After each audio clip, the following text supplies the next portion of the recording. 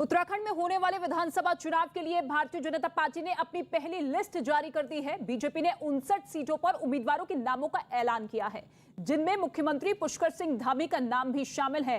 BJP ने CM Dhami को खटीमा से उम्मीदवार बनाया है, जबकि सतपाल महाराज को चौबट्टा खाल से उम्मीदवार बनाया है। मदन कौशिक हरिद्वार से चुनाव लड़ेंगे।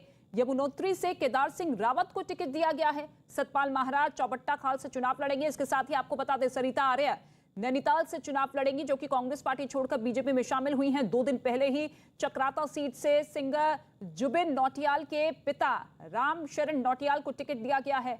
ऋषिकेश से प्रेमचंद अग्रवाल को टिकट दिया गया है। 10 मौजूदा ऐसे विधायक हैं जिनका टिकट कटा है। 10% महिलाओं को टिकट दिया गया है। जिन लोगों को टिकट दिया गया है उनमें 31 ग्रेजुएट है, 4 धार्मिक गुरु हैं। 11 सीटों पर उम्मीदवारों का ऐलान होना अभी बाकी है, यानी कि 11 ऐसे चेहरे, 11 ऐसी सीट जिन पर अभी भी मंथन जारी है। लेकिन 59 सीटों पर भारतीय जनता पार्टी ने अपनी पहली सूची जारी कर दी है। अमित पांडे इस वक्त हमारे साथ मौजूद है। अमित, 59 सीटों पर उम्मीदवारों के नामों का ऐलान कर दिया है। कैबिनेट मंत्री हो, मुख्यमंत्री हो, प्रदेश अध्यक्ष हो, साफ कर दिया है कि किन किन सीटों पर चुनाव लड़ेंगे। लेकिन 2 बड़े चेहरे पुष्कर सिंह धामी और मदन कौशिक, जिनके सामने डबल चुनौती है, वो अपनी परंपरागत सीट से ही चुनाव लड़ेंगे। जी बिल्कुल, ये दोनों अपनी परंपरागत सीट से चुनाव लड़ेंगे। इसके अलावा अन्य जो महत्वपूर्ण नेता हैं, जैसे सतपाल महाराज, धन सिंह रावत और इसके अलावा पूर्व प्रदेश अध्यक्ष है, इनको भी मौका मिला है। कुल मिलाकर अगर हम 59 सीट देखें तो बीजेपी की पूरी जो चुनावी रणनीति है वह झलकती है। इस सूची में 10% ब्राह्मणों को टिकट दिया गया है। इसके अलावा बड़ी तादाद में सैन्य पृष्ठभूमि से भी जो लोग हैं उनको टिकट दिया गया है। 10 मौजूदा विधायकों को उनकी मौजूदा सीट से टिकट नहीं दिया गया। मतलब साफ है कि बीजेपी ने ये साफ कह दिया, परफॉर्मेंस ही मुख्य आधार है। इसके अलावा 4 धार्मिक गुरुओं को भी टिकट दिया है और इसके अलावा जो महत्वपूर्ण संगठन से जुड़े नेता हैं उनको टिकट दिया हुआ है। तो संगठन, एजेंडा, पार्टी का घोषणा पत्र, पार्टी के कार्यकर्ता और धर्म, इन सब को परफॉर्मेंस को आधार बनाया गया। जिनका परफॉर्मेंस अच्छा रहा, जिनकी लोकप्रियता लोगों के बीच में अच्छी रही, उन्हें टिकट दिया गया, उन पर भरोसा जताया गया। ठीक है, आपके पास लौटेंगे अमित, लेकिन प्रहलाद जोशी ने क्या कुछ कहा, किस तरीके से चेहरों को अनाउंस करते हुए दावा किया कि एक बार फिर से बीजेपी की सरकार बनने जा रही है, सुनिए जरा। माननीय प्रधानमंत्री जी जो विजन दिया है, इस दशक उत्तराखंड का दशक है। ये साकार करने के लिए भारतीय जनता पार्टी इस चुनाव को 5 साल का तो हमारा जो सक्सेस स्टोरी है, उसके अलावा ये जो विजन है, ये विजन भी आगे रखते हुए हम उत्तराखंड में हम लोगों के बीच में, जनता के बीच में जा रहे हैं। किया है, करती है और करेगी सिर्फ भाजपा, इस स्लोगन पर हम जा रहे हैं।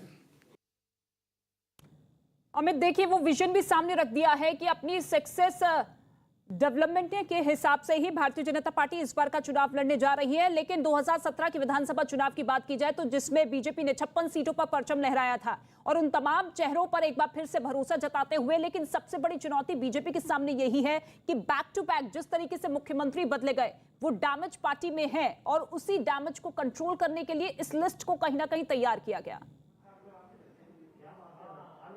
इस लिस्ट को तैयार किया गया और ये भी बात है, उसी डैमेज कंट्रोल को करने के लिए 10 मौजूदा विधायकों को इस वक्त उनकी सीट से टिकट नहीं दिया गया। यानी कि साफ कर दिया है कि जो उथल पुथल थी संगठन में, उसका असर इस टिकट बंटवारे में न दिखे, पहली चीज। दूसरी चीज, जो पार्टी का डेवलपमेंटल एजेंडा है वो साफ तौर पर इस सूची में झलकता है। जो मंत्री थे, जैसे धन सिंह रावत है, इसके अलावा मदन कौशिक प्रदेश अध्यक्ष है, इसके अलावा अन्य जो मंत्री हैं उनको भी इस सूची में स्थान मिला है। मतलब कि जिसने काम किया है उसको इस सूची में स्थान मिला है। सीएम का अपनी सीट से चुनाव लड़ना की ये दिखाता है कि उनकी सीट पर उसी तरीके से भरोसा रख रही है। उससे कुछ देर पहले गोवा में भी मौजूदा सीएम को उनकी ही सीट पर से ही चुनाव का टिकट बीजेपी में दिया है। ये एक संदेश देने की कोशिश है कि मौजूदा सीएम को उनकी सीट से लड़ना, पार्टी उनके नेतृत्व में भरोसा रखती है। अब जहां तक डेवलपमेंट का काम है, विकास का काम है, केदारनाथ सीट है, इसके अलावा बद्रीनाथ सीट है, इसके अलावा रुद्रप्रयाग, कर्णप्रयाग, अल्मोड़ा, मसूरी, हरिद्वार,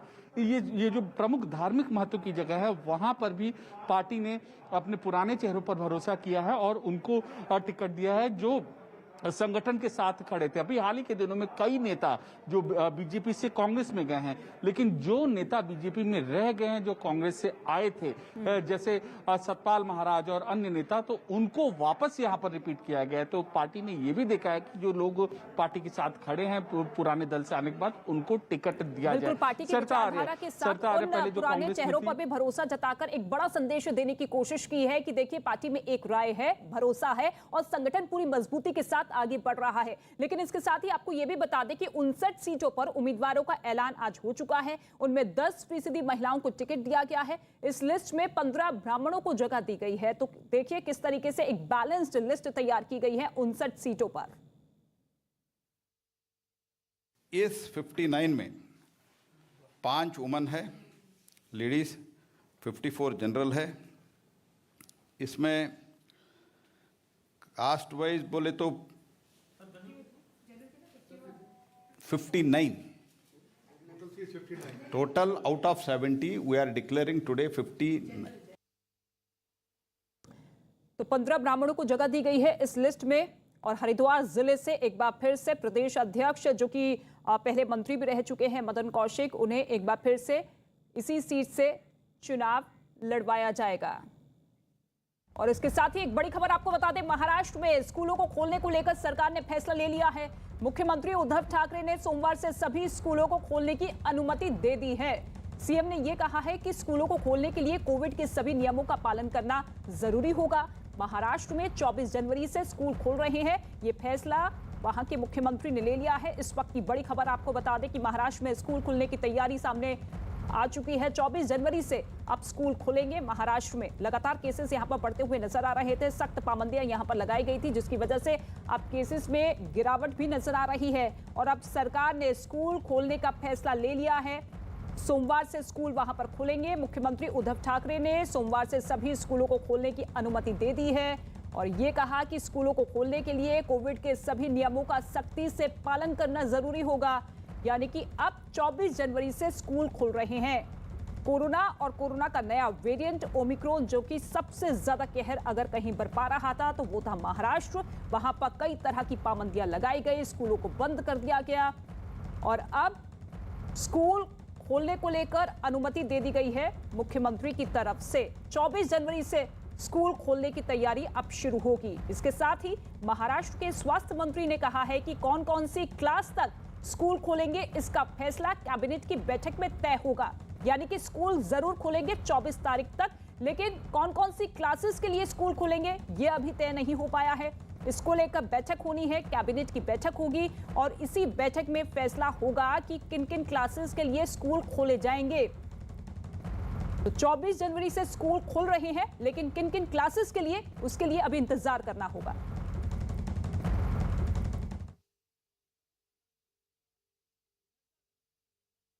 But 15 to 18 का वैक्सीनेशन करने के लिए बिल्कुल बहुत प्रायोरिटी इसको दी गई है।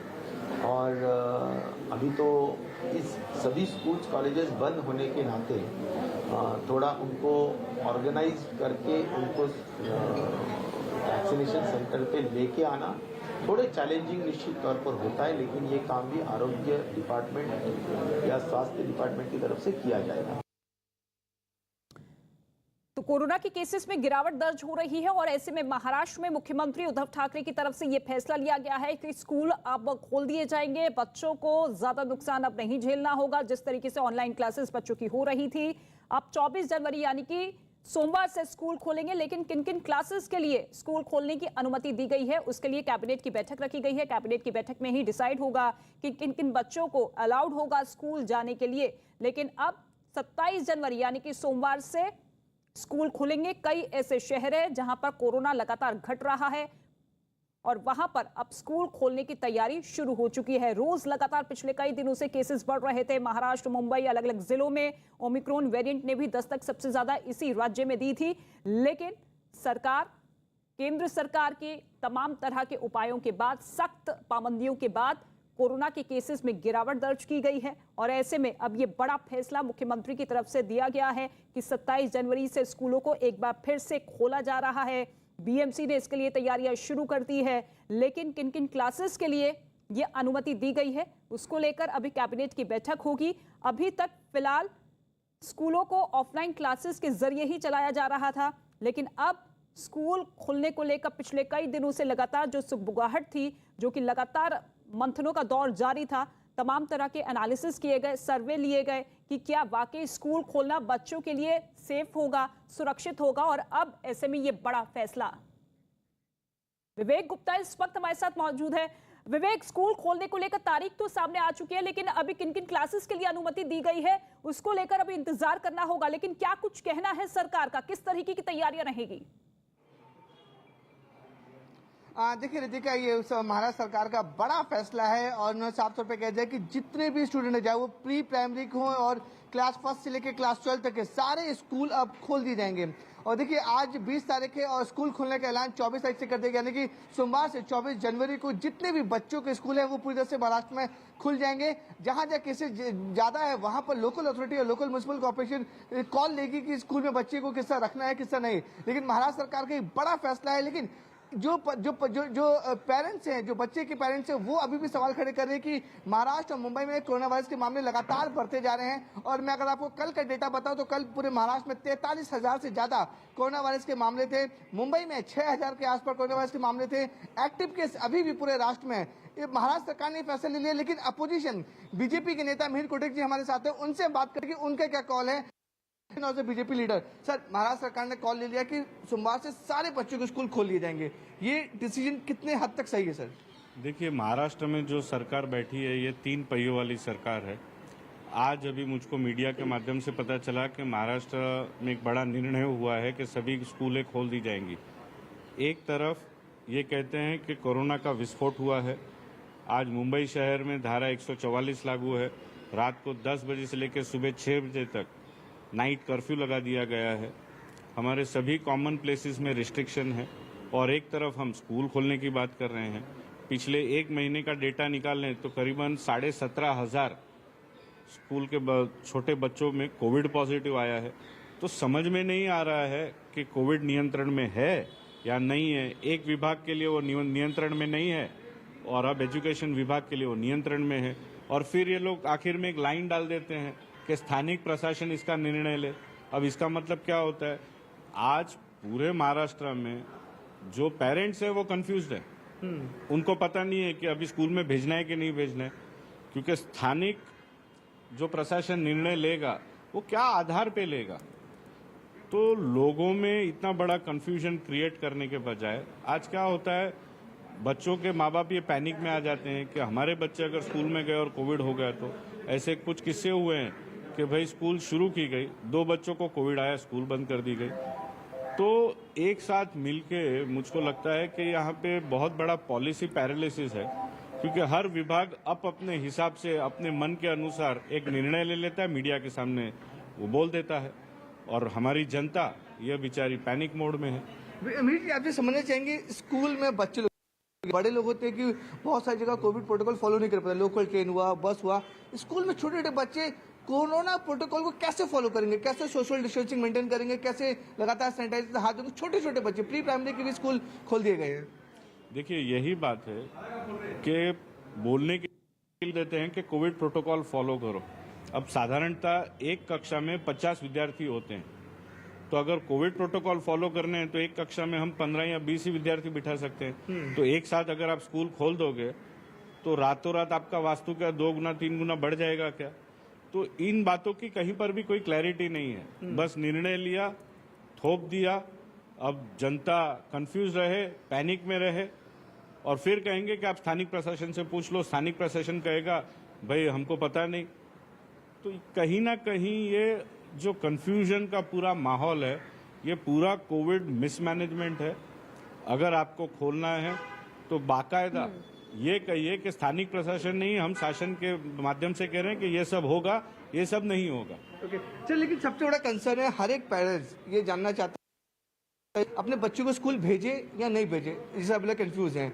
हर एक पेरेंट्स कंसर्न है कोरोना को लेकर कि स्कूल में बच्चे को भेजा, क्योंकि ये ओमाइक्रोन ऐसा वेरिएंट है, बहुत तेजी से फैलता है। बच्चों को अभी अफेक्टेड हो रहे हैं, 17,000 से ज़्यादा बच्चे इस महीने में एडमिट हैं। तो इस तरीके के बाद और ऑल ऑफ सडन ये फैसला लेना, कैबिनेट हुई भी नहीं उससे पहले ये फैसला हो गया। देखिए, इसके पहले भी और इस वक्त ठीक है विवेक, आप बने रहिए हमारे साथ। इस वक्त महाराष्ट्र के एजुकेशन मिनिस्टर हमारे साथ फोन लाइन पर मौजूद है। सर, कोरोना की तीसरी लहर, ठीक है, वर्षा जी इस वक्त हमारे साथ मौजूद है। वर्षा जी, पहला सवाल मेरा यही है कि इतनी हड़बड़ाहट में सरकार फैसला क्यों ले रही है? क्या बच्चों की जान के साथ ये खिलवाड़ नहीं है? क्योंकि कोरोना की तीसरी लहर जो कि अपने पीक पर है, और ऐसे में स्कूल खोलने का फैसला। देखिए, आपको भी पता है कि पेरेंट्स संगठन हो, चाहे शिक्षक तज्ञ हो, चाहे टास्क फोर्स हो, चाहे जो बाकी हमारे सोशल मीडिया के माध्यम से हो, बहुत से लोगों ने इसकी मांग की थी, लेकिन सरकार ने ये निर्णय शुरू करने का ऐसे ही नहीं लिया। जब ये संख्या पीक पे थी तो सरकार ने निर्णय लिया कि ये जो है ये स्कूल बंद करने का निर्णय लिया।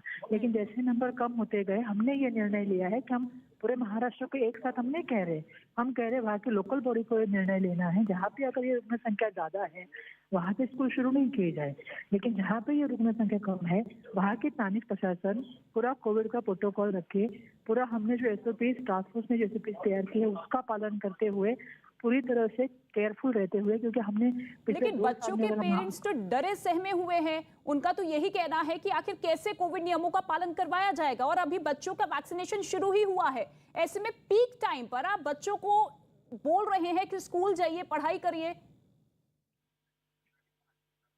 जी वर्षा जी, आप जो कह रही है कि पेरेंट्स का कहना है कि क्या कहना है क्या नहीं कहना है, इसके मामले में 2 ओपिनियन आए हैं। लेकिन हमने जो SOPs बनाई है उसमें हमने क्लियर कट रखा है कि अगर बच्चे को आपको स्कूल में भेजना है तो उसके पेरेंट्स का कंसर्न होना बहुत जरूरी है। स्कूल मैनेजमेंट का ये काम है कि पेरेंट्स के साथ कंसल्टेशन करें, और हम कोई एजुकेशन किसी का बंद नहीं कर रहे हैं।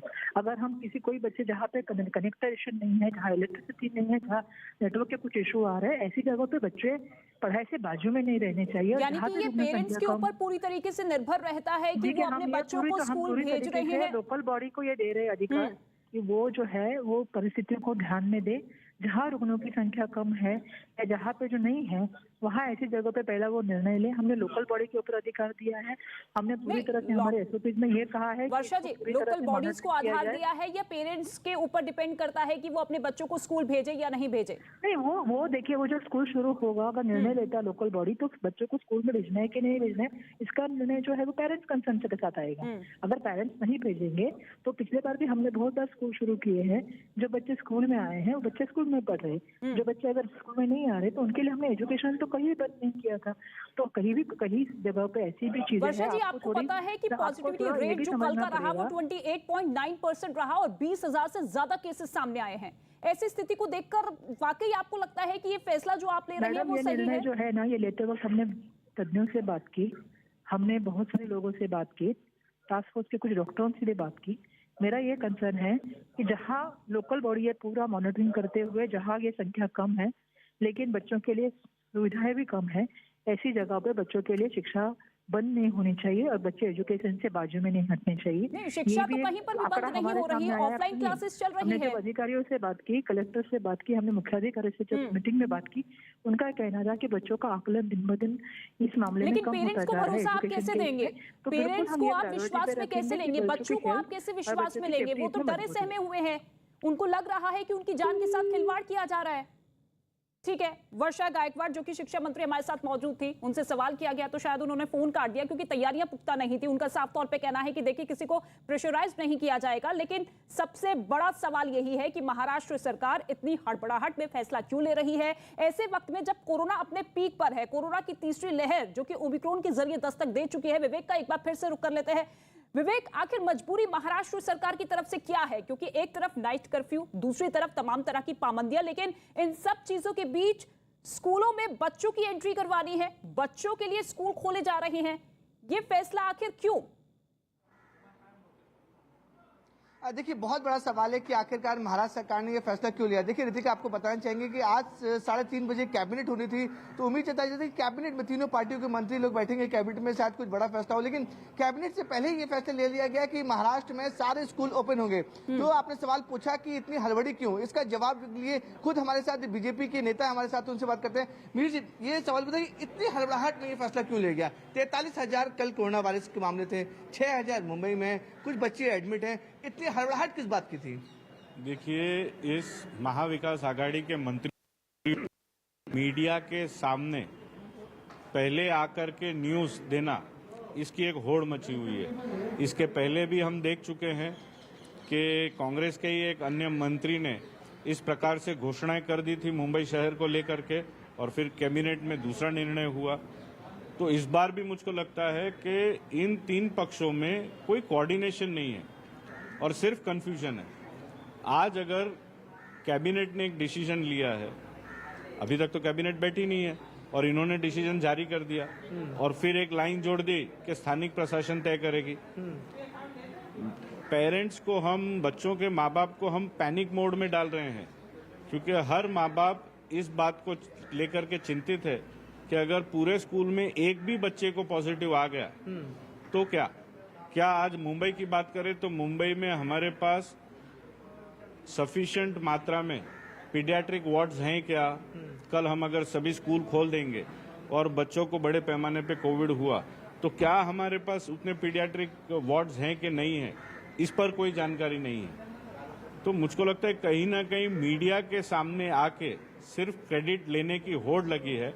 विवेक, और एक सवाल ये भी बनता है कि पिछले साल वो तस्वीर, वो भयानक तस्वीर हमने देखी थी जब घोर लापरवाही के चलते लगातार केसेस बढ़ रहे थे, डेथ केसेस में इजाफा हो रहा था, और उस लापरवाही के बाद कई राज्यों ने सीख ली। लेकिन इसके बावजूद अगर महाराष्ट्र में इस तरीके के लापरवाह कदम उठाए जाते हैं तो ऐसे में सीधे तौर पर सरकार ही जिम्मेदार होगी अगर केसेस में और ज्यादा बढ़ोतरी होती है।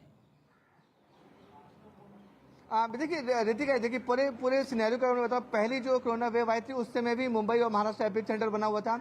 दूसरी जो कोरोना वेव आई थी उस समय भी महाराष्ट्र और मुंबई एपिक सेंटर बना हुआ था। तीसरी जो कोरोना की लहर आई उस समय भी महाराष्ट्र और मुंबई एक एपिक सेंटर बनता रहा। देखिए मिहिर कोटेक जो बीजेपी के नेता, उन्होंने बहुत बड़ा सवाल खड़ा किया कि आखिरकार स्कूल हड़बड़ाहट में खोल तो दिए गए हैं, लेकिन अगर किसी स्कूल में एक बच्चे को भी अगर पॉजिटिव आते केस तो बाकी बच्चे भी उसको चपेट में जाएगा। क्या महाराष्ट्र सरकार पेडियाट्रिक या बच्चों के हॉस्पिटल लेकर तैयार है?